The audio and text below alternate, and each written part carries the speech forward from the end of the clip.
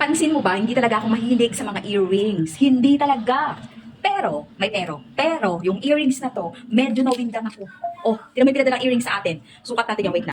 For the first time yung earrings na to. Grabe. O, di ba? Minimalist ang design. Tignan mo kung anong appearance pag suot-suot natin, ha. O, grabe. Isa pa lang yan. O, wait lang yung kabila natin. Yung kabila, okay, lalagyan natin yung sa kabila. Siyempre, sa kabila, para sa kabila. Yung para sa kabila, para talaga sa kabila yan. Okay, ayan yan. Grabe. Hala. Hala, uy. Parang ayaw ko lang tanggalin to, be. Parang gusto kong matulog na may hikaw. Promise, napakaganda. Uy, tignan mo naman. Oh, oh, oh. Ay, naku. Ay, nalaglag yung isa doon, kunin mo. Oh, ayan yan, be. Pag suot-suot. Oh, pag suot-suot, ganito ang itsura ng ating earrings. Oy, pwedeng pang aura to. Pang OOTD mo to, pang ayan, ayan, ayan. Ganyan ang itsura pag suot-suot ng earrings natin. Kabilaan. Oh, pag kursunada mo yung mga ganitong klaseng earrings, may libreng pakaw to. Dalawa yung pakaw na matatanggap mo sa kanya pag sinek out nyo yan. Ngayon lang yan. Oh, check mo na.